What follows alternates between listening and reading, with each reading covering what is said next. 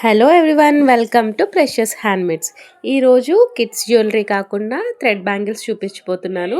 Thread bangles ఇప్పుడు 2 layer thread bangles బాగా popular అయింది కదా. ఎక్కువగా అందరూ ఇప్పుడు 2 లేయర్స్ థ్రెడ్ బ్యాంగిల్స్ చేస్తున్నారు. ఈ థ్రెడ్ బ్యాంగిల్ ఎలా చేయాలో ఈరోజు చూద్దాము. దానికోసము మనము కొంచెం 1 కట్ బ్యాంగిల్స్ నువ్వు చెప్తావా? 4 కట్ బ్యాంగిల్స్ మనం తీసుకోవాలి, సన్నగా ఉన్నవి తీసుకొని ఇలాగా సపరేట్గా థ్రెడ్ మనం రోల్ చేసేసి తర్వాత మధ్యలో బీడ్స్ ఇలా స్టిక్ చేసుకోవాలన్నమాట. నేను మీడియం సైజ్ బీడ్స్ పెట్టుకున్నాను. ఇక్కడ బీడ్స్ ఇలా స్టిక్ చేసిన తర్వాత మళ్ళీ బీడ్స్ పైన కూడా గమ్ అప్లై చేసుకొని బ్యాంగిల్ ఇలా స్టిక్ చేయాలి. తర్వాత ఇది బాగా డ్రై అవనివ్వాలి. బాగా డ్రై అయితే మనకి ఊడిపోకుండా ఉంటాయన్నమాట. డ్రై అయిన తర్వాత నెక్స్ట్ ఏ థ్రెడ్ తీసుకోవాలనుకుంటున్నామో ఆ థ్రెడ్ దగ్గర మనం ఇలా అంటే 4 సైడ్స్ ఇలాగా మనం మార్కింగ్ పెట్టుకుంటే మనకి ఈజీగా ఉంటుంది. సో ఆ బీడ్ కవర్ అయ్యేలాగా వేరే కలర్ థ్రెడ్ని ఇలాగ రోల్ చేసుకోవాలి.